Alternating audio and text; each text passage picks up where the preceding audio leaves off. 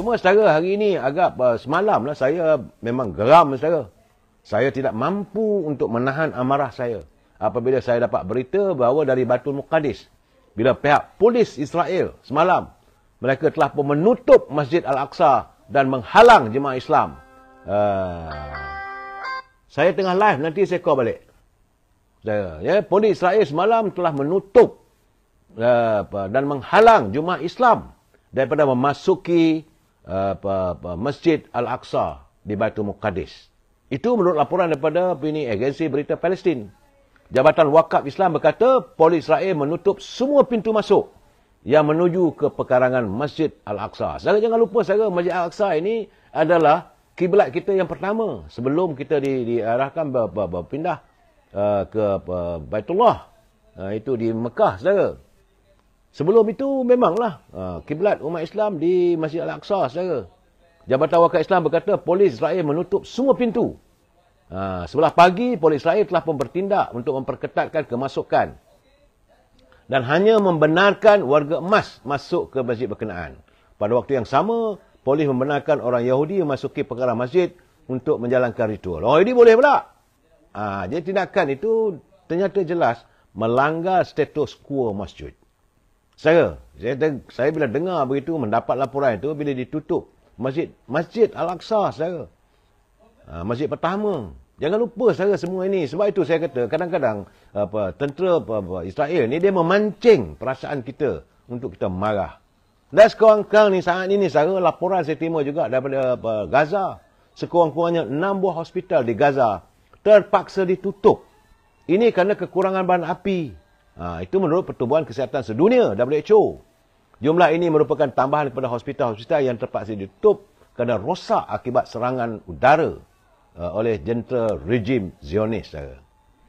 Dan keadaan sekarang ni bila hospital dah tak ada, bayangkanlah 1 juta lebih warga Palestin yang terkena serpihan bom, yang cedera dan sebagainya.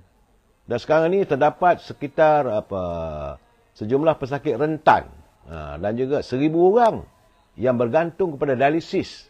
Dan sekurang-kurangnya 130 bayi pramatang.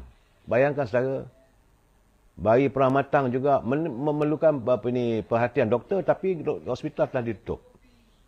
Ini keadaannya dan kita mengharapkanlah agar segera dihentikan. Tak mampu kita melihat kezaliman demi kezaliman dilakukan oleh rejim tersebut. Kerana laporan saya terima, saat ini saudara, lebih daripada 5,795 rakyat Palestin terbunuh.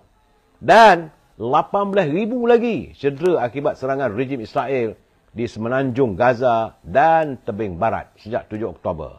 Menurut Kementerian Kesihatan Gaza, 5,700 kematian dan 16,000 kecederaan dilaporkan di semenanjung Gaza, manakala 19 orang terbunuh dan 1,836 lagi cedera di tebing barat.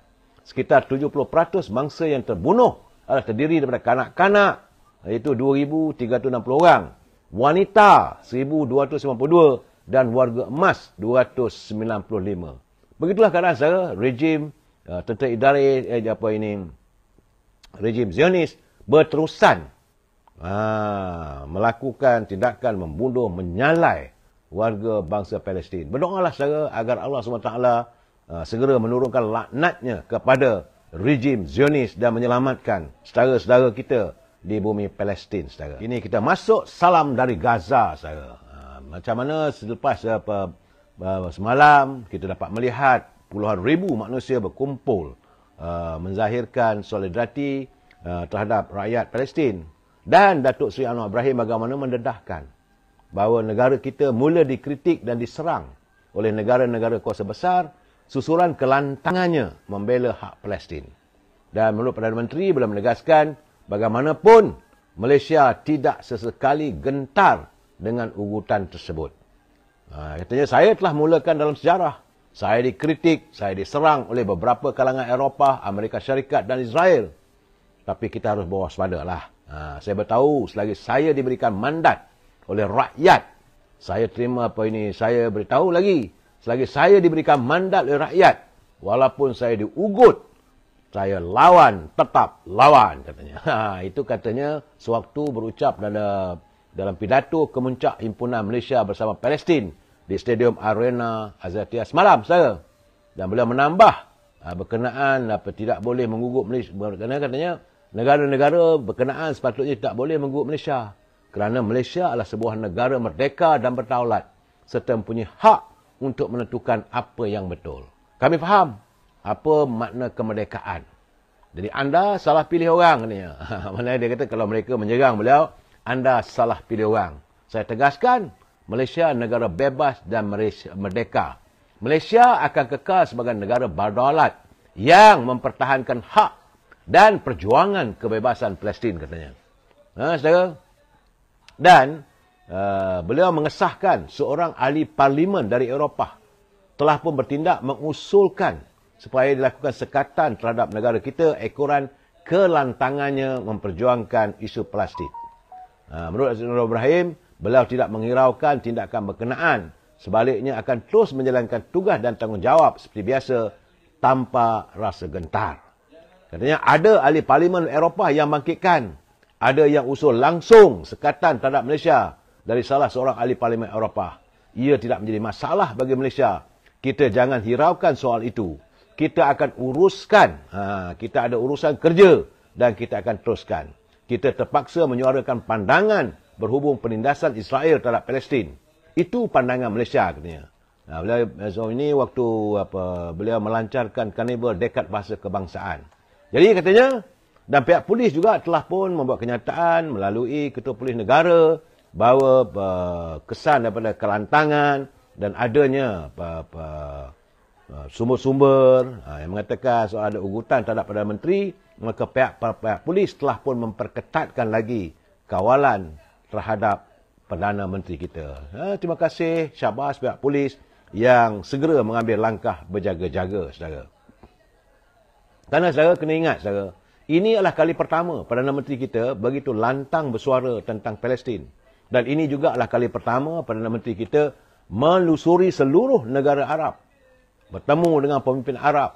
Meminta supaya mencari jalan agar supaya Palestin tidak meneruskan kebiadapannya membunuh, mengebom bumi Palestin, saudara. Itu jelas sebab kita warga cinta damai, kita nak melihat kedamaian dunia dan kita harus bangga mempunyai seorang Perdana Menteri.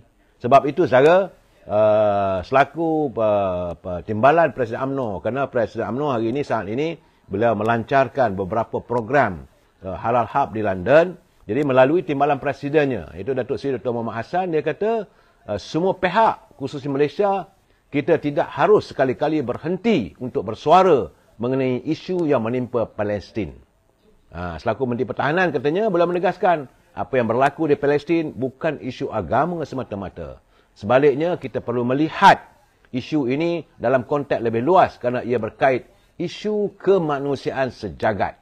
Jadi sebab itu beliau selaku timbalan Presiden UMNO khususnya mewakili warga bangsa Melayu mahukan agar Yang Amat Berhormat Perdana Menteri meneruskan untuk membawa suara rakyat Malaysia, mendesak agar pertubuhan bangsa-bangsa bersatu segera menghentikan kekejaman terhadap bumi Israel, saudara. Bagaimana, saudara, kita lihat di Doha, laporan saya terima di Doha, Emir Qatar, itu Raja Qatar menggesa masyarakat antarabangsa supaya tidak memberikan Israel kebenaran tanpa had untuk membunuh rakyat Palestin dalam perjuangannya menentang Palestin.